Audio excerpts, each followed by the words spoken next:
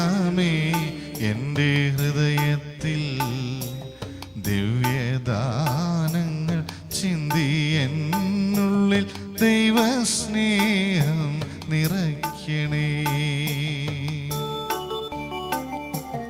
പരിശുദ്ധാത്മാവേ നീ എഴുന്നള്ളി വരണമേ എൻ്റെ ഹൃദയത്തിൽ, ദിവ്യദാനങ്ങൾ ചിന്തി എന്നുള്ളിൽ ദൈവസ്നേഹം നിറയ്ക്കണേ.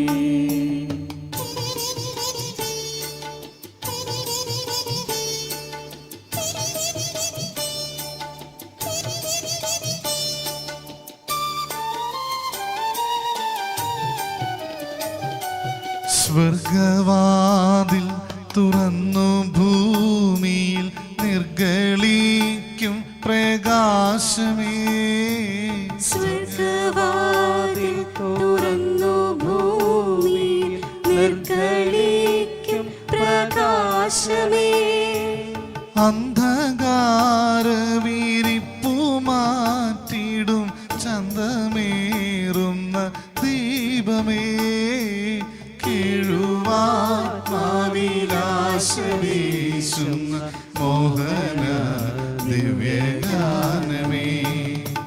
പരിശുദ്ധാത്മാവേ നീ എഴുന്നള്ളി വരണമേ എൻ്റെ ഹൃദയത്തിൽ, ദിവ്യദാനങ്ങൾ ചിന്തി എന്നുള്ളിൽ ദൈവസ്നേഹം നിറയ്ക്കണേ.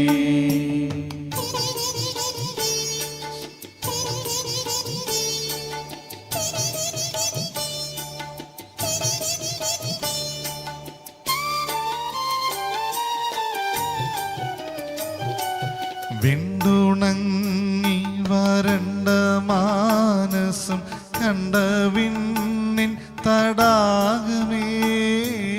വിണ്ടുണങ്ങി വരണ്ട മാനസം കണ്ട വിണ്ണിൻ തടാകമേ. മന്ദമായി വന്നു വിശിയാനന്ദം തന്ന പൊന്നീളം തെന്നലേ. രക്തസാക്ഷികളാഞ്ഞു പുൽകിയ പുണ്യജീവിത പാദനീ. പരിശുദ്ധാത്മാവേ നീ എഴുന്നള്ളി വരണമേ എൻ്റെ ഹൃദയത്തിൽ, ദിവ്യദാനങ്ങൾ ചിന്തി എന്നുള്ളിൽ ദൈവസ്നേഹം നിറയ്ക്കണേ. ഉൽപ്പത്തി പുസ്തകം 1-ാം അധ്യായം 26 മുതലുള്ള വാക്യങ്ങൾ. ദൈവം വീണ്ടും അരുളി ചെയ്തു, നമുക്ക് നമ്മുടെ ഛായയിലും സാദൃശ്യത്തിലും മനുഷ്യനെ സൃഷ്ടിക്കാം. അവർക്ക് കടലിലെ മത്സ്യങ്ങളുടെയും ആകാശത്തിലെ പറവകളുടെയും നാൽക്കാലികളുടെയും ഭൂമി മുഴുവന്റെയും ഭൂമിയിൽ ഇഴയുന്ന സർവ്വ ജീവജാലങ്ങളുടെയും മേൽ ആധിപത്യം ഉണ്ടായിരിക്കട്ടെ. അങ്ങനെ ദൈവം തന്റെ ഛായയിൽ മനുഷ്യനെ സൃഷ്ടിച്ചു. ദൈവത്തിന്റെ ഛായയിൽ അവിടുന്ന് അവനെ സൃഷ്ടിച്ചു, സ്ത്രീയും പുരുഷനുമായി അവനെ സൃഷ്ടിച്ചു. ദൈവം അവരെ ഇങ്ങനെ അനുഗ്രഹിച്ചു, സന്താന പുഷ്ടിയുള്ളവരായി പെരുകുവേൻ, ഭൂമിയിൽ നിറഞ്ഞ് അതിനെ കീഴടക്കുവേൻ. കടലിലെ മത്സ്യങ്ങളുടെയും ആകാശത്തിലെ പറവകളുടെയും ഭൂമിയിൽ ചരിക്കുന്ന സർവ്വ ജീവജാലങ്ങളുടെയും മേൽ നിങ്ങൾക്ക് ആധിപത്യം ഉണ്ടായിരിക്കട്ടെ. ദൈവം അരുളി ചെയ്തു, ഭൂമുഖത്തുള്ള ധാന്യം വിളയുന്ന എല്ലാ ചെടികളും വിത്തുകൾ ഉൾക്കൊള്ളുന്ന പഴങ്ങൾ കായ്ക്കുന്ന എല്ലാ വൃക്ഷങ്ങളും ഞാൻ നിങ്ങൾക്ക് ഭക്ഷണമായി തരുന്നു. ഭൂമിയിലെ മൃഗങ്ങൾക്കും ആകാശത്തിലെ എല്ലാ പറവകൾക്കും ഇടജന്തുക്കൾക്കും ജീവശ്വാസമുള്ള സകലത്തിനും ആഹാരമായി ഹരിത സസ്യങ്ങൾ ഞാൻ നൽകിയിരിക്കുന്നു. അങ്ങനെ സംഭവിച്ചു. താൻ സൃഷ്ടിച്ചവയെല്ലാം നല്ലതായിരിക്കുന്നുവെന്ന് ദൈവം കണ്ടു. ഈശോമിശിഹായിക്ക് സ്തുതിയായിരിക്കട്ടെ. നമ്മൾ കൺവെൻഷനില് ധ്യാനിച്ചുകൊണ്ടിരിക്കുന്നത് വിശ്വാസ പ്രമാണത്തെ കുറിച്ചാണ്. നമ്മൾ ഈ ദിവസങ്ങളിലൊക്കെ ധ്യാനിച്ചത് ഇങ്ങനെയാണ്: സർവശക്തനായ ദൈവത്തിൽ വിശ്വസിക്കുന്നു. ആ സർവശക്തനായ ദൈവം നമ്മുടെ അപ്പനാണ്. അതുകൊണ്ട് ആ അപ്പനിലുള്ള സ്നേഹത്തിൽ ഞാൻ വിശ്വസിക്കുന്നു. അപ്പനോട് അധികമായ സ്നേഹമുണ്ടെന്ന് ഞാൻ വിശ്വസിക്കുന്നു.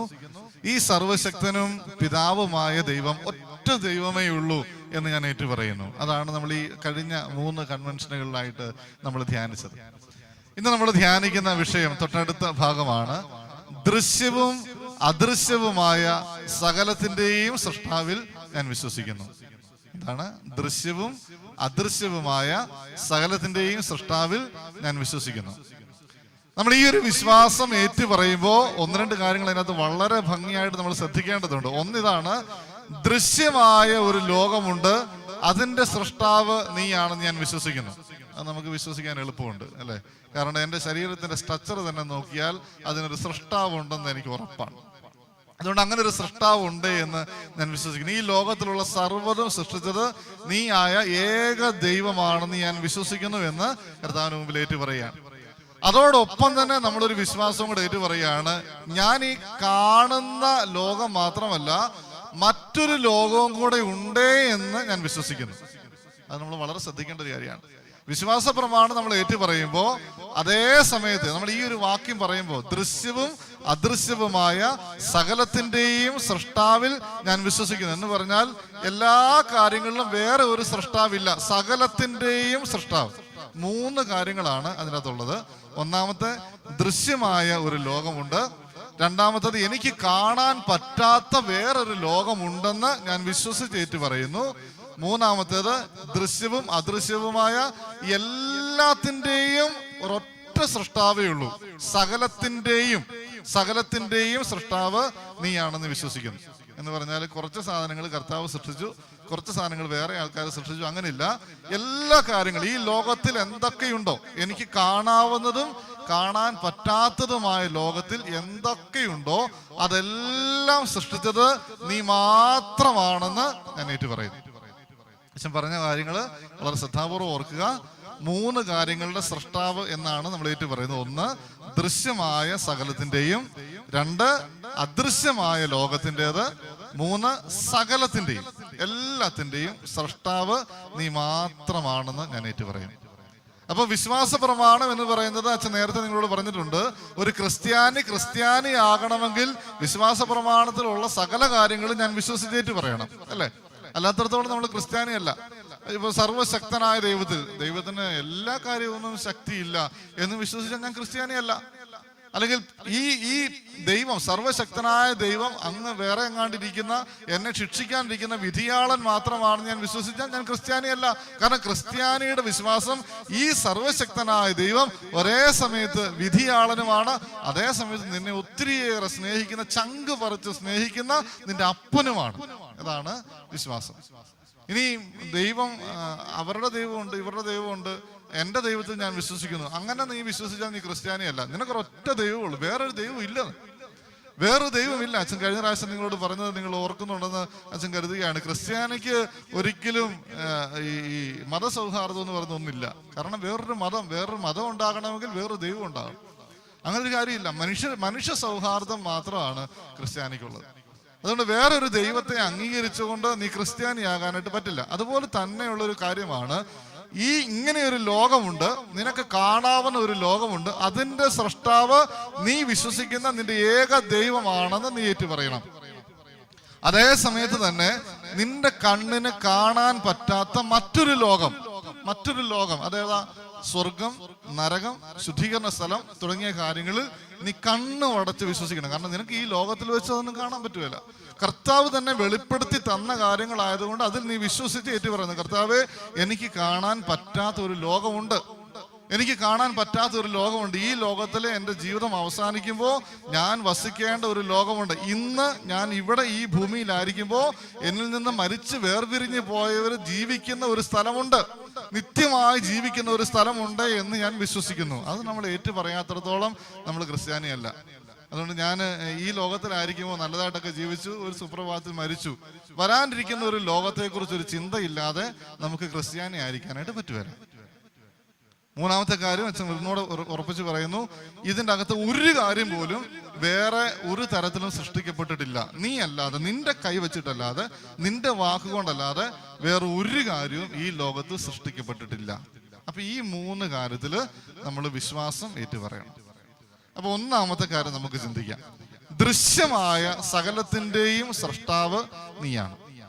ദൃശ്യമായ സകലത്തിന്റെയും സ്രഷ്ടാവ് നീയാണ് എന്ന് പറയുമ്പോൾ, നീ വിശ്വാസ പ്രമാണം ഏറ്റു പറയുമ്പോൾ ആദ്യം നീ ഏറ്റു പറയുന്ന കാര്യം എന്താണെന്ന് അറിയാവോ?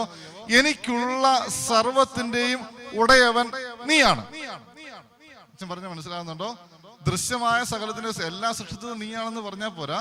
ഞാൻ ഏറ്റു പറഞ്ഞ എന്താണെന്നറിയാവോ? എന്റെ ആരോഗ്യം, എന്റെ ശരീരം, എന്റെ സൗന്ദര്യം, എന്റെ സൗന്ദര്യക്കേട്, എന്റെ കഴിവ് കുറവ്, എന്റെ സമ്പാദ്യം, എന്റെ ജോലി, എനിക്കുള്ള സാധന സാമഗ്രികൾ എല്ലാത്തിന്റെയും സ്രഷ്ടാവ് നീയാണ്, എല്ലാത്തിന്റെയും ഉടയവൻ നീയാണ്. അത് ഏറ്റുപറയാതെ നമ്മൾ ക്രിസ്ത്യാനിയാവില്ല. ഞാൻ സമ്പാദിച്ചതാണ്, ഞാൻ മുണ്ട് മുറുക്കി കൊടുത്ത് അധ്വാനിച്ചുണ്ടാക്കിയതാണ് എന്ന് പറയുന്നവരോട് കർത്താവ് പറയും, നീ മൂഢനാണ്, അല്ലെ? നീ മൂഢനാണ്. ഒരു ധനവാന്റെ കാര്യം കർത്താവ് പറയും, അവൻ അധ്വാനിച്ചു, ഒത്തിരി വിളവൊക്കെ അവന് കിട്ടി, അവൻ പറയും ഞാനിതെല്ലാം പൊളിച്ചു കളയും, ഞാൻ അധ്വാനിച്ചുണ്ടാക്കിയതാണ്, അതുകൊണ്ട് ഞാനിതെല്ലാം പൊളിച്ചു കളയും. കർത്താവ് അവനോട് പറയാം, മൂഢനാണ് നീ, മൂഢൻ.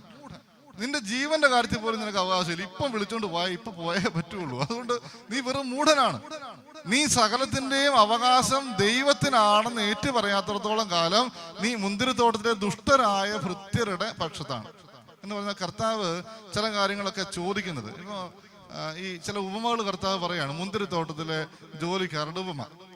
ഈ ജോലിക്കാരുടെ ഉപമയ്ക്കകത്ത് കർത്താവ് ആളെ അയക്കുകയാണ് ഓഹരി മേടിക്കാൻ. ഇത്രയും വലിയ സമ്പാദ്യമുള്ള ലോകത്തിന് മുഴുവൻ ഉടയവനായ തമ്പുരാൻ കർത്താവ് ഓഹരി മേടിക്കാൻ വേണ്ടി വിടുകയാണ്. എന്തുകൊണ്ടാ?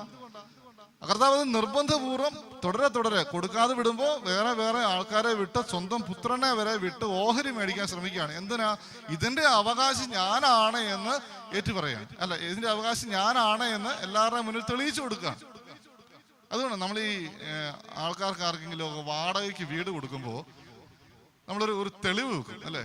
1 രൂപ ആണെങ്കിൽ 1 രൂപ, നമുക്ക് വാടകയൊന്നും വേണ്ടായിരിക്കും, പക്ഷെ 1 രൂപ ആണെങ്കിൽ 1 രൂപ വാടക ചീട്ടെന്ന് പറഞ്ഞ് നമ്മൾ എഴുതി കൊടുക്കും. എന്തിനാ? അതിന്റെ അവകാശം ഞാനാണെന്ന് ഓർമ്മിപ്പിക്കാൻ വേണ്ടിയിട്ടാണ്. എന്ന് പറയുന്നത് പോലെ തന്നെയാണ് അച്ഛൻ ഈ പറയുമ്പോൾ നിങ്ങൾ തെറ്റിദ്ധരിക്കുമൊന്നും വേണ്ട. ദൈവത്തിന് ഇതിന്റെ ആവശ്യമൊന്നുമില്ല. പക്ഷെ ഇതിന്റെ ഉടയവൻ നീയാണ്, തമ്പുരാൻ കർത്താവാണ് എന്ന് നീ ഏറ്റു പറയണം. അതിനു വേണ്ടി കർത്താവ് വെച്ചേക്കുന്ന കാര്യം അത്. ഇപ്പൊ സാംസന്റെ സംഭവത്തിൽ നമ്മളൊരു കാര്യമാണ്. സാംസനോട് കർത്താവ് പറയാണ്, നിന്റെ മുടിച്ചുരുള് ഒരിക്കലും കണ്ടിച്ചു കളയരുത്. നമ്മൾ ആ മുടിച്ചുരുളിൻ്റെ അതാണോ ശക്തി ഇരിക്കുന്നത്? ശരിയാണ്. ആ മുടിച്ചുരുള് വെട്ടിക്കളഞ്ഞു കഴിയുന്ന സെക്കൻഡിൽ അവനിൽ നിന്ന് ശക്തി പോയി. എന്തിനാണെന്നറിയാവോ കർത്താവ് അങ്ങനെ ഒരു കാര്യം വെച്ചിരിക്കുന്നത്? അവനെ എന്നും ഓർമ്മിപ്പിക്കാനാണ്. നിന്റെ ശക്തി നീ ഉണ്ടാക്കിയെടുത്ത ശക്തിയല്ല, നീ മസിൽ പെരുപ്പിച്ച് ഉണ്ടാക്കിയെടുത്ത ശക്തിയല്ല, ഞാൻ തന്ന ശക്തിയാണത്. അത് നീ എന്നും ഓർത്തിരിക്കണം. അതിനു വേണ്ടിയിട്ടാണ് കർത്താവ് അങ്ങനെ ഒരു കാര്യം വെച്ചിരിക്കുക. എന്ന് പറഞ്ഞാൽ നീ ഒരു കാര്യം ഓർക്കേണ്ട ഇതാ എൻ്റെ പ്രിയമുള്ളവരെ, എനിക്കുള്ള സകലത്തിന്റെയും അധികാരി അവകാശി കർത്താവാണ് എന്ന് നീ ഏറ്റുപറഞ്ഞേക്കുക. അത് ഏറ്റുപറയാത്തിടത്തോളം കാലം നീ ഒരു ക്രിസ്ത്യാനിയല്ല. അതുകൊണ്ട് വിശ്വാസ പ്രമാണത്തിലെ ഒന്നാമത്തെ ഈ ഒരു കാര്യം, ഈ ഒരു വാക്യത്തിലെ ഒന്നാമത്തെ കാര്യം ഇതാണ്. ഈ ദൃശ്യമായിട്ട് എൻ്റെ കൺമുമ്പിൽ ഞാൻ കാണുന്ന എൻ്റെ മക്കൾ അതെ ഞാനായിട്ട് സൃഷ്ടിച്ചെടുത്തൊന്നുമല്ല, ദൈവം എനിക്ക് തന്നതാണ്. അതിന്റെ അവകാശി യഥാർത്ഥത്തിൽ കർത്താവ് തന്നെയാണ്. നമ്മുടെ പാമ്പ്ളാനി പിതാവ് ഒരിക്കൽ ഞങ്ങളെ ധ്യാനിപ്പിച്ച സമയത്ത് പറഞ്ഞൊരു സംഭവം ഞാനിങ്ങനെ ഓർക്കുകയാണ്. അതായത് പിതാവ് ഒരിടത്ത് കൺവെൻഷന് പോയി. കൺവെൻഷൻ പ്രസംഗിച്ചുകൊണ്ടിരിക്കുകയാണ്. പ്രസംഗിക്കുന്നതിന് തൊട്ട് മുമ്പ് വേറൊരാളവിടെ പ്രസംഗിച്ച സമയത്ത് പിതാവും വികാരിച്ചനും കൂടെ കൺവെൻഷൻ പന്തലിന്റെ വാതിക്കൽ തൊട്ട് ഏറ്റവും ഫ്രണ്ടിൽ ഇരിക്കുകയാണ്. അപ്പോൾ ആ സൺഡേ സ്കൂളിലെ ഹെഡ് മാസ്റ്റർ അതിന് തൊട്ടടുത്ത് വന്നിരുന്നു. അപ്പോൾ ഈ വികാരിച്ചൻ ഈ ഹെഡ് മാസ്റ്ററിന്റെ അടുത്ത് പോയിട്ട് പറഞ്ഞു, സാറിന്ന് വേണമെങ്കിൽ ഇരിക്കണ്ട, സാറ് വേണമെങ്കിൽ വീട്ടിൽ പൊക്കോ എന്ന് പറഞ്ഞു. അപ്പൊ ആദ്യമായിട്ടാണ് ധ്യാനഗുരു ഒരു അച്ഛൻ കേൾക്കുന്നത്. ഒരു വികാരിച്ചൻ പറയുകയാണ് ഒരാളോട്, വീട്ടിൽ പൊക്കോ, ധ്യാനിക്കാൻ വരണ്ട. അപ്പോൾ ധ്യാനം കഴിഞ്ഞപ്പോ പിതാവ് വികാരിച്ചനോട് ചോദിച്ചു, അതെന്താ ആ മനുഷ്യരോട് അങ്ങനെ പറഞ്ഞത്, വീട്ടിൽ പൊക്കോ എന്ന് പറഞ്ഞു. അപ്പൊ വികാരിച്ചൻ പറഞ്ഞു, അതായത് അദ്ദേഹത്തിന്റെ മകള് മരിച്ചതിന്റെ അടക്കായിരുന്നു അന്നത്തെ ദിവസം. അടക്ക് കഴിഞ്ഞിട്ടാണ് ഈ മനുഷ്യൻ കൺവെൻഷന് വന്നിരിക്കുന്നത്. ഒറ്റ മോളാണ്. കൺവെൻഷന്റെ സമയത്ത് അടക്ക് കഴിഞ്ഞ് നേരെ വന്നിരിക്കുക. അതുകൊണ്ടാണ് വികാരിച്ചൻ പറഞ്ഞത് വീട്ടിലോട്ട് പൊക്കോ എന്ന് പറഞ്ഞത്. അതായത് അദ്ദേഹത്തിന്റെ മകളുടെ വിവാഹം ഉറപ്പിച്ചു, വിവാഹത്തിന്റെ സാധന സാമഗ്രികളൊക്കെ അടുപ്പിച്ചു. ഒരു കൂട്ടുകാരുടെ വീട്ടിലേക്ക് പോയതാണ്. ഈ മകള് ആക്സിഡന്റ് ആയിട്ട് മരിച്ചുപോയി. അപ്പൊ ഒത്തിരി സങ്കടം ഉണ്ടാകുന്ന ഒരു കാര്യമാണ്. ഇടവക മുഴുവൻ ഒത്തിരി സങ്കടപ്പെട്ട കാര്യമാണ്. അപ്പോൾ ഈ മനുഷ്യൻ പോയില്ല. കൺവെൻഷന്റെ മുഴുവൻ സമയത്ത് ഈ മനുഷ്യൻ ഇരുന്നു. അപ്പൊ പിതാവ് ചോദിച്ചു, അതിനകത്ത് പുള്ളി പോകാഞ്ഞ്. അപ്പൊ പുള്ളി കൊടുത്ത ഒരു മറുപടിയെ കുറിച്ച് വികാരിച്ചും പറയാം. പുള്ളി മറുപടി കൊടുത്തതാണ്, അച്ഛാ എനിക്ക് സങ്കടമുണ്ട്, എൻ്റെ മകള് മരിച്ചതിൻ്റെ അകത്ത് എനിക്ക് സങ്കടമുണ്ട്, പക്ഷെ ഒരു കാര്യത്തിൽ എനിക്ക് ഒത്തിരി സന്തോഷമുണ്ട് അച്ഛാ. ദൈവം ഒരു മകളെ എന്നെ ഏൽപ്പിച്ചു. ദൈവം ഒരു മകളെ എന്നെ ഏൽപ്പിച്ചു. അത് എൻ്റെ സ്വന്തം ഒന്നും അല്ലായിരുന്നു. അവളുടെ ജീവിതം അവസാനിക്കേണ്ട സമയമായപ്പോൾ ദൈവം അവളെ തിരിച്ചു വിളിച്ചു. എനിക്ക് ഉറപ്പാച്ച എന്നെ ഏൽപ്പിച്ച മകളെ ഞാൻ ദൈവത്തിന്റെ കയ്യിലേക്കാണ് തിരിച്ചു കൊടുത്തത്. അവളെ ജീവിതത്തിലും കുർബാന മുടക്കിയിട്ടില്ല. എല്ലാ ദിവസവും വിശുദ്ധ കുർബാനയ്ക്ക് പോയിട്ടുണ്ട്. അന്ന് രാവിലെ കൂടെ അവള് കുമ്പസാരിച്ചൊരുങ്ങി വിശുദ്ധ കുർബാന സ്വീകരിച്ചിട്ടാ എൻ്റെ മോള് മരിച്ചത്. എനിക്ക് ഉറപ്പാച്ച എന്നെ കർത്താവ് ഏൽപ്പിച്ച മകളെ ഞാൻ കർത്താവിന്റെ കയ്യിലേക്കാണ് തിരിച്ചു കൊടുത്തതെന്ന്. സങ്കടമുണ്ടോ എന്ന് ചോദിച്ചാൽ സങ്കടമുണ്ടച്ചാ, പക്ഷേ എനിക്ക് ആശ്വാസമുണ്ട് എന്നാ മനുഷ്യൻ പറഞ്ഞു. എൻ്റെ പ്രിയപ്പെട്ടവരെ, നമ്മുടെയൊക്കെ കണ്ണ് തുറപ്പിക്കേണ്ട ഒരു കാര്യമാണ്. നമ്മളെ ഏൽപ്പിച്ചിരിക്കുന്ന മക്കള്, നമ്മളെ ഏൽപ്പിച്ചിരിക്കുന്ന സമ്പാദ്യം, ഇതിനൊക്കെ കണക്ക് കൊടുക്കേണ്ടവരാണെന്ന് നമുക്കൊരു ബോധ്യമുണ്ടാകും. ഇതിനൊക്കെ കണക്ക് കൊടുക്കേണ്ടവരാണ്. കർത്താവ് പറഞ്ഞിരിക്കുന്ന കാര്യം ഇതാണ്: കൂടുതൽ കിട്ടിയവനോട് കൂടുതൽ ചോദിക്കും, കുറച്ച് കിട്ടിയവനോട് കുറച്ചേ ചോദിക്കുകയുള്ളൂ. നിന്റെ കയ്യിൽ എന്തെങ്കിലും ഏൽപ്പിച്ചിട്ടുണ്ടെങ്കിൽ, നിനക്ക് മക്കളെ കർത്താവ് തന്നിട്ടുണ്ടെങ്കിൽ, നിനക്ക് സമ്പാദ്യം കർത്താവ് തന്നിട്ടുണ്ടെങ്കിൽ, നിനക്ക് ജോലി കർത്താവ് തന്നിട്ടുണ്ടെങ്കിൽ, നിനക്ക് 2 കാലിൽ എഴുന്നേറ്റ് നിൽക്കാനുള്ള ആരോഗ്യം തമ്പുരാൻ കർത്താവ് തന്നിട്ടുണ്ടെങ്കിൽ അതിന്റെ അംശം കർത്താവ് ചോദിക്കും. കാരണം എന്താണെന്നറിയാവോ? അവനാണ് അതിന്റെ അവകാശം. അതാണ് അതിന്റെ അവകാശം. ഈ ദശാംശം എന്നതിന്റെ ഒക്കെ കൺസെപ്റ്റ് എന്ന് പറയുന്നതാണ്. ദൈവമാണ് എനിക്കിത് തന്നത് എന്നത് ഞാൻ ഏറ്റു പറയുന്നതാണ്. എനിക്കുള്ളതിന്റെ ദശാംശം ഞാൻ ദൈവത്തിന് കൊടുക്കുന്നത്. ദൈവത്തിന് അതിന്റെ ആവശ്യം ഉണ്ടായിട്ടൊന്നുമല്ല. അല്ലെങ്കിൽ പള്ളിക്ക് അതിന്റെ ആവശ്യം ഉണ്ടായിട്ടാണോ എന്ന് ചോദിച്ചാൽ അതൊന്നുമല്ല. നമ്മളെ ഏൽപ്പിച്ചിരിക്കുന്ന കാര്യം, എൻ്റെ ആരോഗ്യം കർത്താവ് തന്നതാണ്. അതുകൊണ്ട് ഞാൻ പള്ളിയിൽ പോയി മുറ്റമടിക്കും. എനിക്ക് തമ്പുരാൻ കർത്താവ് മുറ്റമടിക്കാനായിട്ട്, അല്ലെങ്കിൽ ക്ലീൻ ചെയ്യാനായിട്ട്, അല്ലെങ്കിൽ 2 കാലം നിൽക്കാനുള്ള ആരോഗ്യം തന്നതുകൊണ്ട് അതിന്റെ ഒരു അംശമായി ഞാൻ ആഴ്ചയിൽ 1 പ്രാവശ്യം പള്ളിയിൽ പോകും. പള്ളിയിൽ പോയി എല്ലാ പ്രാവശ്യവും എല്ലാം വൃത്തിയാക്കി എടുക്കും. അതിന് തന്നെ കുഴപ്പം. ഞാൻ ദൈവത്തിന് കൊടുക്കുന്ന ദശാംശമാണ്. എനിക്ക് ദൈവം ആയുസ് തന്നു. എത്രയോ ആളുകൾ ഇന്നത്തെ ദിവസം മരിച്ചു. എനിക്ക് കർത്താവ് 1 ദിവസം കൂടെ ആയുസ് തന്നു. അതിന്റെ ഒരു അംശം ഞാൻ കർത്താവിന് കൊടുക്കുകയാണ്. അപ്പൊ അതുകൊണ്ട് എൻ്റെ സമയം കർത്താവിന് കൊടുക്കുന്നു, എൻ്റെ സമ്പാദ്യത്തിന്റെ ഒരു ഭാഗം കർത്താവിന് കൊടുക്കുന്നു, എൻ്റെ ആരോഗ്യത്തിന്റെ ഒരു ഭാഗം കർത്താവിന് വേണ്ടി ഞാൻ ചെലവഴിക്കുന്നു. അല്ലെങ്കിൽ എൻ്റെ മക്കളെ ഞാൻ ദൈവത്തിൻ്റെതാണ് എന്ന ഉറപ്പിൽ വളർത്തുന്നു. ഞാൻ ജോലി ചെയ്യുമ്പോൾ എല്ലാ ദിവസവും തമ്പുരാന്റെ മുമ്പിൽ ഒന്ന് പ്രാർത്ഥിച്ചിട്ട് ജോലി ചെയ്യുന്നു. കാരണം കർത്താവാണ് എനിക്ക് ആരോഗ്യം തന്നതെന്നുള്ള ബോധ്യം. അതുകൊണ്ട് എൻ്റെ പ്രിയമുള്ളവരെ, അച്ഛൻ ഈ കാര്യം പറഞ്ഞ് നിങ്ങൾ ശ്രദ്ധിക്കണം. ദൃശ്യമായ സകലത്തിന്റെയും ഉടയവൻ നീയാണ് എന്ന് നീ ഏറ്റുപറയണം. അത് നിന്റെ വാക്കുകൊണ്ട് മാത്രമല്ല, നിന്റെ പ്രവർത്തികൾ കൊണ്ടുകൂടെ നീ ഏറ്റുപറയണം. അപ്പൊ അതുകൊണ്ട് ഒരു കാര്യത്തിലും മടി വിചാരിക്കരുത്. ദൈവത്തിൻ്റെതാണ്, ദൈവം തന്നതാണെന്ന് ഏറ്റുപറയാം. ലോകത്തിലുള്ളതെല്ലാം ദൈവം സൃഷ്ടിച്ചതാണെന്ന് പറയാൻ നമുക്ക് എളുപ്പമുണ്ട്. പക്ഷെ എന്നെ ഏൽപ്പിച്ചിരിക്കുന്ന കാര്യം ദൈവം തന്നതാണെന്ന് പറയാനായിട്ട് നമുക്ക് ഇത്തിരി ബുദ്ധിമുട്ടാണ്. അതിന്റെ അംശം ദൈവത്തിന് കൊടുക്കേണ്ടതാണെന്ന് ചിന്തിക്കാൻ നമുക്ക് ബുദ്ധിമുട്ടാണ്. നമ്മുടെ ബുദ്ധി കൊണ്ട് ചിന്തിച്ചാൽ ഇത് മനസ്സിലാവുകയില്ല. പക്ഷേ എന്നെ സൃഷ്ടിച്ചത് എൻ്റെ ദൈവമാണെന്ന് ഞാൻ ഏറ്റുപറഞ്ഞാൽ അതിന്റെ ഒരു പ്രവൃത്തിയാണ് എൻ്റെ എല്ലാത്തിൻ്റെയും അംശം ദൈവത്തിന് കൊടുക്കുക എന്നുള്ളത്. അച്ഛൻ ഇവിടെ നിന്നുകൊണ്ട് പൈസ കൊടുക്കണമെന്നല്ല പറയുക, മറിച്ച് നിനക്ക് തന്നതിൻ്റെ എല്ലാം ഉടയവൻ ദൈവമാണ് എന്ന് നീ ഏറ്റുപറയുന്നതിൻ്റെ സൂചനയാണ് നിനക്കുള്ള ആരോഗ്യത്തിൻ്റെ, സമ്പത്തിൻ്റെ, വസ്തുവകകളുടെ, അല്ലെങ്കിൽ എല്ലാ കാര്യത്തിൻ്റെയും ഒരു അംശം ദൈവത്തിന് മുമ്പിൽ സമർപ്പിക്കുക എന്നുള്ളത്. ആദ്യ ഫലങ്ങളൊക്കെ ദൈവത്തിന് മുമ്പിൽ സമർപ്പിക്കണം എന്ന് പഴയ നിയമത്തിൽ ദൈവം പറയുന്നുണ്ട്. പഴയ നിയമത്തിൽ ഇതൊന്നും നിർബന്ധ ബുദ്ധിയാൽ ദൈവം ചെയ്യിക്കുന്ന കാര്യങ്ങളല്ല കേട്ടോ. ഇതൊന്നും നിർബന്ധ ബുദ്ധിയാൽ ദൈവം ചെയ്യിക്കുന്ന കാര്യങ്ങളല്ല. പുതിയ നിയമത്തിൽ ഇങ്ങനത്തെ ചില ഉപമകളിലൂടെയൊക്കെ കർത്താവ് മുന്നറിയിപ്പുകൾ തരുന്നു എന്നുള്ളതേ ഉള്ളൂ. നിന്നെ കൈയിട്ട് വാരാനൊന്നും കർത്താവ് വരികയില്ല. നീ കൊടുത്തില്ലെന്ന് പറഞ്ഞ് കൈയിട്ട് വാരി പിടിച്ചു പറിക്കാനൊന്നും കർത്താവ് വരികയില്ല. അങ്ങനത്തെ സ്വഭാവമൊന്നും തമ്പുരാനില്ല. പക്ഷെ കർത്താവ് നിന്നോട് പറയും, ഇത് എനിക്ക് അവകാശപ്പെട്ടതാണ്, നീ എനിക്ക് തരേണ്ടതാണ്. തന്നാൽ 100 ഇരട്ടി നിനക്ക് ഞാൻ തന്നിരിക്കും. തന്നാൽ 100 ഇരട്ടി നിനക്ക് ഞാൻ തന്നിരിക്കും. അതുകൊണ്ട് നിന്റെ ദൃശ്യമായി നിന്റെ കൺമുമ്പിൽ നീ കാണുന്ന സകലത്തിന്റെയും ഉടയവൻ, സകലതും സൃഷ്ടിച്ചവൻ ദൈവം തമ്പുരാനാണെന്ന് നീ ഒന്നാമത് ഏറ്റുപറയണം. ഇനി രണ്ടാമത്തെ കാര്യം, അദൃശ്യമായ സകലത്തിന്റെയും സൃഷ്ടാവ്. അദൃശ്യമായ സകലത്തിന്റെയും സൃഷ്ടാവ് ദൈവമാണ് എന്ന് പറഞ്ഞാൽ എൻ്റെ കൺമുമ്പിൽ കാണുന്നത് മാത്രമല്ല എന്ന് നീ വിശ്വസിച്ച് ഏറ്റുപറയണം. ഒരു ക്രിസ്ത്യാനിയുടെ ഏറ്റവും അടിസ്ഥാനപരമായ ഒരു ഏറ്റുപറച്ചിലാണ് സ്വർഗമുണ്ട് എന്നുള്ള ഏറ്റുപറച്ചിൽ. ഈ ലോകത്തിലെ ജീവിതം നശ്വരമാണെന്നും ഇതിനപ്പുറത്തേക്ക് ഒരു ജീവിതം ഉണ്ടെന്നുമുള്ള ഒരു ഏറ്റുപറച്ചിലാണ് ഒരു ക്രിസ്ത്യാനിയുടെ വിശ്വാസത്തിന്റെ അടിസ്ഥാനപരമായിട്ടുള്ള ഒരു കാര്യം. അത് നീ വിശ്വസിക്കുന്നില്ലെങ്കിൽ നിന്റെ ഈ ലോകത്തിലെ ജീവിതം വേസ്റ്റാ. നീ ക്രിസ്ത്യാനിയായിട്ട് ദൈവകൽപ്പനകൾ അനുസരിച്ച് ജീവിക്കുന്നത് വേസ്റ്റാണ്. നിനക്ക് നല്ല സന്തോഷമായിട്ട് ഒരു കാര്യത്തിലും നോ പറയാതെ സുഖമായിട്ട് ജീവിക്കാം. സ്വർഗം എന്നൊരു ബോധം നിനക്കുണ്ടെങ്കിൽ നീ അതിനനുസരിച്ച് അവിടെ എത്താൻ വേണ്ടിയിട്ട് പരിശ്രമിക്കും. അതിനു വേണ്ടിയിട്ട് നീ നിന്നെ തന്നെ ഞെരുക്കും. നിന്റെ വഴി നീ ഞെരുക്കമുള്ള വഴിയാക്കി മാറ്റും. കാരണം എല്ലാം എനിക്ക് പാടുണ്ടെങ്കിലും എല്ലാം നന്നല്ല എന്ന് പൗലോസ് പറയുന്നില്ലേ? എല്ലാം എനിക്ക് പാടുണ്ട്, എല്ലാ വഴികളും എനിക്ക് വേണ്ടി തുറന്നു കിടക്കുകയാണ്. പക്ഷേ ഇതിനപ്പുറത്തേക്ക് ഒരു ലോകമുണ്ട് എന്നൊരു ചിന്തയുണ്ടാകുന്നത് കൊണ്ടാണ് ഞാൻ എന്നെ തന്നെ ഞെരുക്കുന്നത്, ചില കാര്യങ്ങളൊക്കെ വേണ്ട എന്ന് വെക്കുന്നത് അതുകൊണ്ടാണ്. അതുകൊണ്ട് സ്വർഗം, നരകം, ശുദ്ധീകരണ സ്ഥലം എന്നൊക്കെ ഉണ്ടെന്ന് നീ ഏറ്റുപറയണമെങ്കിലേ നീ വിശ്വാസിയാവുകയുള്ളൂ. അതുകൊണ്ട് ഒരു കാര്യം നമ്മൾ ശ്രദ്ധിക്കേണ്ടതാണ്, ഈ നമുക്ക് എല്ലാവർക്കും വേണ്ടി ദൈവം തമ്പുരാൻ എന്തുമാത്രം കരുതൽ തന്നെ. നമ്മളിപ്പം നടക്കുന്ന വഴിക്ക് നമ്മുടെ കൂട്ടത്തില് അദൃശ്യമായ ആൾക്കാരുണ്ടോ? നമ്മൾ നടക്കുന്ന വഴിക്ക് നമ്മുടെ കൂട്ടത്തിൽ അദൃശ്യമായ ആൾക്കാരുണ്ടോ? ഉണ്ടെന്ന് വിശ്വസിക്കണം. നീ ദൈവാലയത്തിൽ ഇരിക്കുമ്പോ, ഈ ദൈവാലയം നിറച്ച തിരുസാന്നിധ്യത്തിന്റെ അപ്പം ഇവിടെ ഇരിക്കുമ്പോ, വിശുദ്ധ കുർബാന ഇവിടെ ഇരിക്കുമ്പോ സ്വർഗവാസികൾ മുഴുവൻ ഇവിടെ സന്നിഹിതരാണെന്ന് നിനക്ക് വിശ്വസിക്കാൻ പറ്റുമോ? എങ്കിലും നീ വിശ്വാസിയാവുള്ളൂ. കാരണം ദൈവം എവിടെയുണ്ടോ അവിടെ സ്വർഗം മുഴുവൻ സന്നിഹിതമാണ്. തിരുവോസ്തി നിന്റെ മുമ്പിൽ എടുത്തു വെച്ച് ആരാധന നടത്തുമ്പോ സ്വർഗവാസികൾ മുഴുവൻ നിന്റെ അപ്പുറം ഇപ്പുറയൊക്കെ ഇരിപ്പുണ്ട്. നിനക്ക് കാണാൻ പറ്റുമല്ല, കാണുന്നത് മാത്രമേ സത്യമുള്ളൂ എന്ന് വിശ്വസിച്ചാൽ നീ വിശ്വാസിയാവുകയല്ല.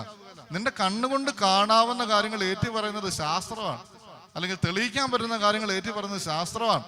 പക്ഷെ നിന്റെ കണ്ണുകൊണ്ട് കാണാത്ത കാര്യങ്ങൾ, നിനക്ക് ഗ്രഹിക്കാൻ പറ്റാത്ത കാര്യങ്ങൾ കണ്ണ് മടച്ച് വിശ്വസിക്കുന്നതാണ് വിശ്വാസം എന്ന് പറയുക. അത് ഏറ്റു പറയുന്നതാണ് വിശ്വാസം. നിന്റെ തൊട്ടടുത്ത് സ്വർഗവാസി ഇരിപ്പുണ്ട്.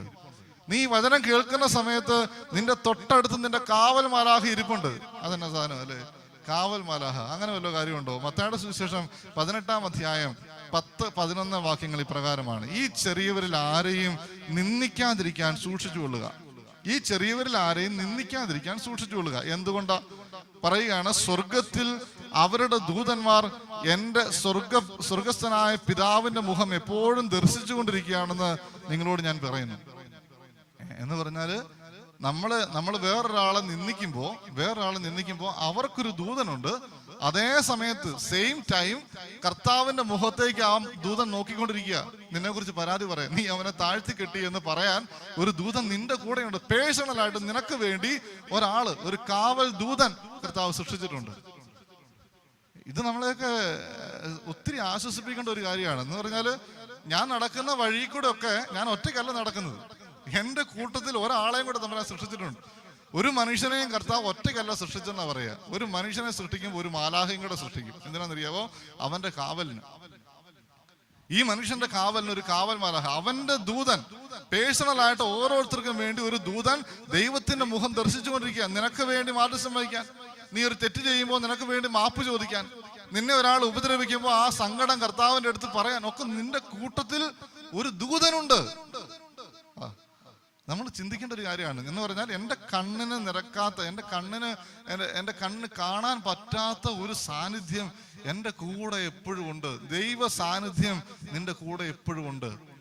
തോബിയാസിന്റെ കൂടെ ഒരു കൂട്ടുകാരൻ എന്നതുപോലെ ഒരു ദൂതൻ നടന്നതുപോലെ നീ നടക്കുന്ന വഴിയിലൊക്കെ നിന്നോട് സംസാരിക്കാൻ, ഇതാണ് ശരിയായിട്ടുള്ള വഴി, ഇത് നീ ചെയ്തോ എന്ന് പറഞ്ഞു തരാൻ ഒരു കാവൽ ദൂതൻ നിന്റെ കൂടെ ഉണ്ടെന്ന് ഇത് നീ വിശ്വസിക്കണം. ദൃശ്യവും അദൃശ്യവുമായ സകലത്തിന്റെ സൃഷ്ടാവിൽ നീ വിശ്വസിക്കുമ്പോൾ, ഈ ബൈബിളിൽ ഈ കാര്യം പറഞ്ഞത് നീ വിശ്വസിക്കണം. നിന്റെ കൂടെ ഈ ലോകത്തിൽ നടക്കുമ്പോൾ തന്നെ സ്വർഗത്തിൽ നിന്നൊരു സാന്നിധ്യമുണ്ട് എന്ന് വിശ്വസിക്കണം. നമുക്ക് വേറെ കാര്യങ്ങൾ വിശ്വസിക്കാൻ എളുപ്പമാണ്. മരിച്ച ആള് പ്രേതമായിട്ട് വരുന്നു, അതൊക്കെ നമുക്ക് വിശ്വസിക്കാൻ എളുപ്പമാണ് അല്ലെ.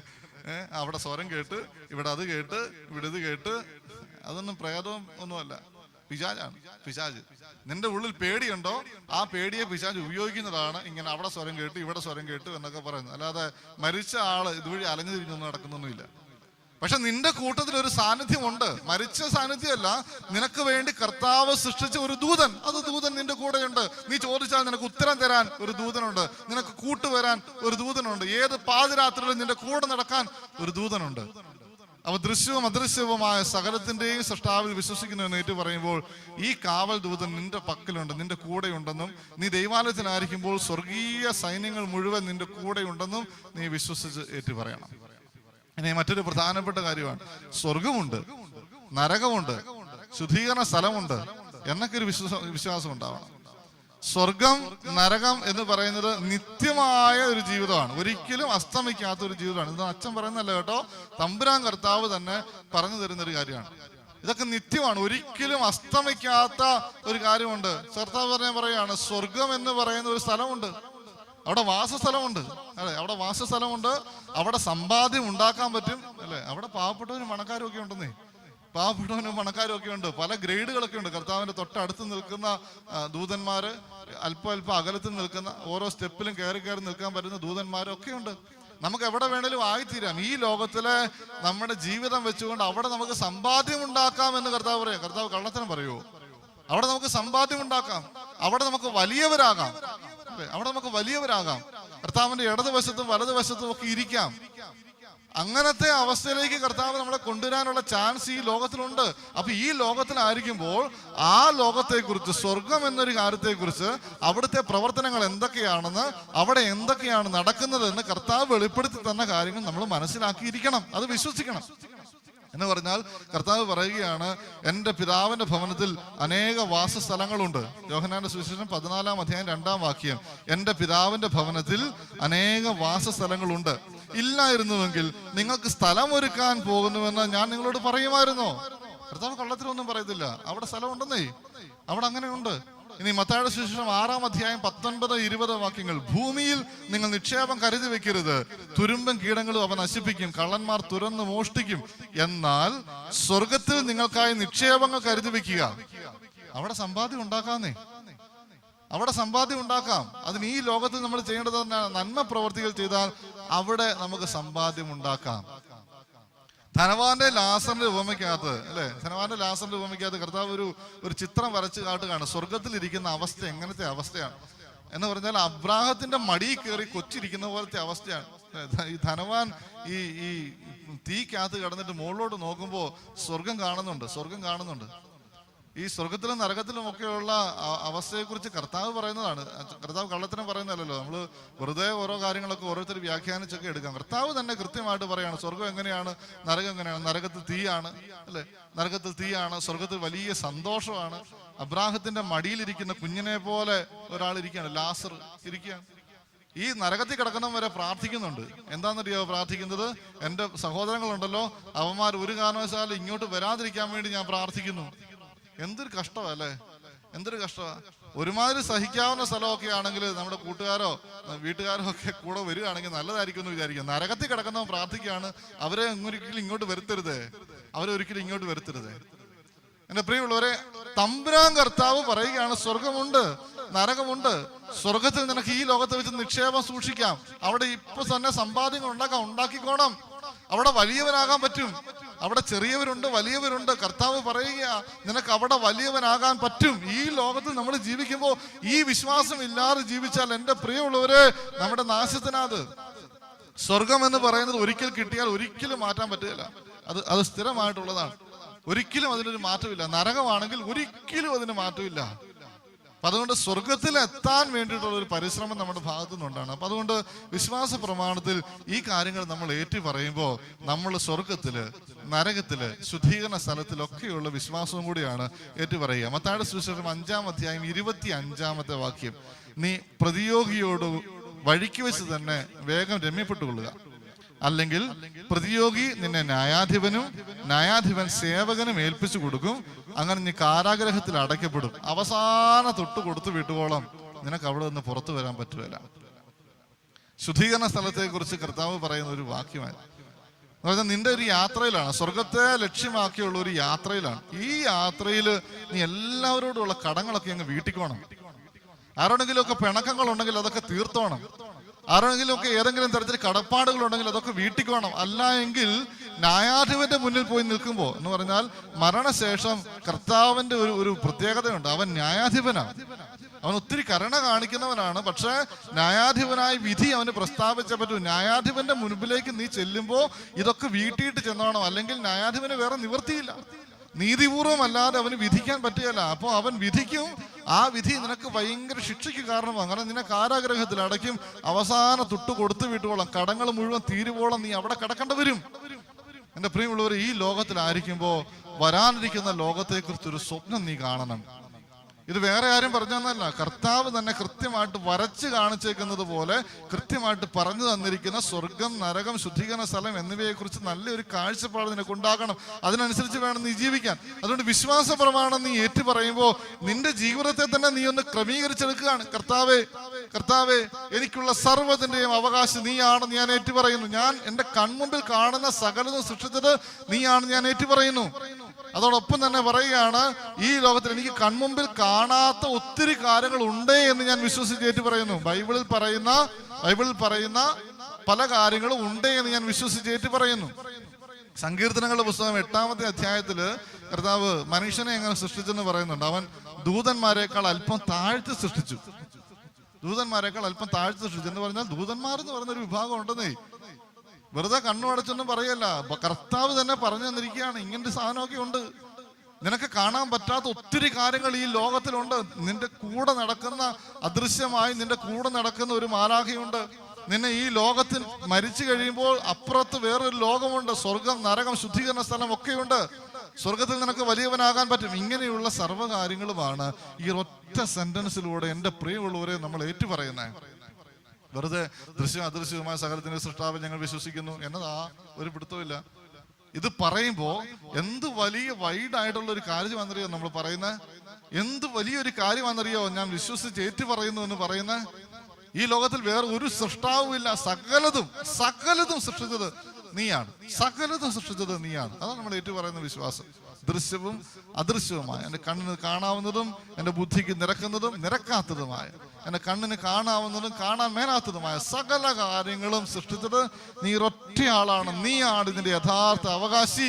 ഞാൻ വെറും കാര്യസ്ഥൻ മാത്രമാണ് എന്ന് ഏറ്റുപറയുന്നതാണ് ഈ ഒരു വാക്യം എന്ന് പറയുക. എൻ്റെ പ്രിയമുള്ളവരെ, ഈ വിശ്വാസ പ്രമാണം നമ്മൾ ഏറ്റുപറയുമ്പോൾ വെറുതെ വാ കൊണ്ട് എന്തെങ്കിലുമൊക്കെ പറയുന്നതല്ല. ഒരു വർഷം മുഴുവൻ ഒറ്റ ഇരിപ്പിലിരുന്ന് ധ്യാനിച്ചാലും തീരാത്ത വലിയ വിശ്വാസ സത്യങ്ങൾ തമ്പുരാൻ കർത്താവ് തന്നെ കാച്ചിക്കുറുക്കി വെച്ച് തന്നേക്കുന്നതാണ് ഈ വിശ്വാസ പ്രമാണം. അതുകൊണ്ട് ഓരോ വാക്കും പ്രധാനപ്പെട്ടതാണ്. ഓരോ വാക്കും തമ്പുരാന്റെ മുമ്പിൽ ഇരുന്ന് ഓരോ വാക്കും എടുത്ത്, വിശ്വാസ പ്രമാണത്തിൽ ഓരോ വാക്കും എടുത്ത് നമ്മളൊന്ന് ചിന്തിച്ചാലുണ്ടല്ലോ, എന്തുമാത്രം കാര്യങ്ങളാണെന്നറിയാം അതിനകത്തിരിക്കുന്നത്. എന്തുമാത്രം കാര്യങ്ങളാണ്. നമ്മളിപ്പോ 4 ദിവസങ്ങളായിട്ട് നമ്മൾ ചിന്തിക്കുമ്പോൾ ഓരോ വാക്കും എടുത്ത് ധ്യാനിക്കുക. ഇത് പറഞ്ഞാലും തീരുകയില്ല. ഇനിയുണ്ട് ഇതിന്റെ അർത്ഥം. ഒരു 3 പ്രാവശ്യം 3 ദിവസം ഇതിനെക്കുറിച്ച് പറഞ്ഞാലും തീരാത്ത അർത്ഥങ്ങൾ ഇതിൻ്റെ അകത്തുണ്ട്. അതെല്ലാം കൂടെ കാച്ചി കുറുക്കി വെച്ചിട്ടാണ് നമ്മൾ ഇങ്ങനെ വാദവരാതെ ഇങ്ങനെ പറയുന്നത്. അതുകൊണ്ടാണ് വിശ്വാസ പ്രമാണം ഏറ്റുചൊല്ലി പ്രാർത്ഥിക്കുമ്പോൾ പിശാചികൾ പേടിയോടെ ഓടിപ്പോകുമെന്ന് പറയുന്നത്. കാരണം തമ്പുരാൻ കർത്താവിന്റെ സർവ്വശക്തിയിൽ മുഴുവനായിട്ട് നമ്മൾ അടിയറവ് വെക്കുന്നതാണ് ഈ വിശ്വാസ പ്രമാണത്തിന്റെ പ്രാർത്ഥന. ഒത്തിരി അർത്ഥങ്ങളുള്ളതാണ്. നമുക്ക് മനസ്സിലാകുമല്ലോ, പക്ഷെ ചെകുത്താനും നന്നായിട്ട് മനസ്സിലാകും. അതാ ഓടിപ്പോകുന്നു. വിശ്വാസ പ്രമാണം ഏറ്റുചൊല്ലി പ്രാർത്ഥിക്കുമ്പോൾ സർവ്വ പൈശാചിക ബന്ധനങ്ങളും ഓടിപ്പോകാനുള്ള കാരണം അതാണ്. അത്രയ്ക്ക് കാച്ചി കുറുക്കിയതാണ് വിശ്വാസ പ്രമാണം. അതുകൊണ്ട് എൻ്റെ പ്രിയമുള്ളവരെ, നമ്മുടെ സർവ്വത്തിൻ്റെയും അവകാശി കർത്താവാണെന്ന് നമുക്ക് ഏറ്റുപറയാം. എൻ്റെ കണ്ണിന് കാണുന്നതും കാണാത്തതുമായ സകലത്തിൻ്റെയും അവകാശി കർത്താവാണ്. എല്ലാത്തിൻ്റെ അവകാശം നമുക്ക് കർത്താവിന് കൊടുക്കാം. എല്ലാത്തിൻ്റെ അംശം കർത്താവിന് അവകാശപ്പെട്ടതാണ് നമുക്ക് കൊടുക്കാം. ഈ അച്ഛൻ നേരത്തെ പറഞ്ഞല്ലോ, സാംസന്റെ മുടി പോലെ നമുക്കിതൊന്നും നഷ്ടപ്പെടാനായിട്ട് ഒരു പാടുമില്ല. ദൈവം തന്നതല്ല എന്ന് നീ എപ്പോൾ ചിന്തിക്കുന്നോ അപ്പം നഷ്ടപ്പെടാനുള്ളതേ ഉള്ളൂ. ദൈവം ഒന്ന് കൈ വിളിച്ചാൽ മൊത്തം തീരും. നീ എന്തൊക്കെ ഉണ്ടാക്കി വെച്ച് നീ അഹങ്കരിക്കുന്നോ അതൊക്കെ തീരും. കർത്താവ് ഈ ധനവാനെ വിളിച്ചതുപോലെ മൂഢ എന്ന് നമ്മെ നോക്കി വിളിക്കരുത്. അത് നമ്മുടെ ചിന്തിക്കാനായിട്ടുണ്ടാവണം. അപ്പൊ സ്വർഗത്തെ ലക്ഷ്യം കണ്ടുകൊണ്ട് അദൃശ്യമായൊരു ലോകമുണ്ട്, അത് നിത്യമായൊരു ലോകമാണ് എന്ന് വിശ്വസിച്ച് ഏറ്റു പറഞ്ഞുകൊണ്ട് സകലത്തിന്റെ അവകാശി കർത്താവാണെന്ന് ഏറ്റു പറഞ്ഞതുകൊണ്ട് നമുക്ക് ഈ ദിവസങ്ങളിലായിരിക്കാം. തമ്പുരാൻ നമ്മളെല്ലാവരെയും ധാരാളമായി അനുഗ്രഹിക്കട്ടെ. ഈശോ മിശിഹായിക്ക് സ്തുതിയായിരിക്കട്ടെ.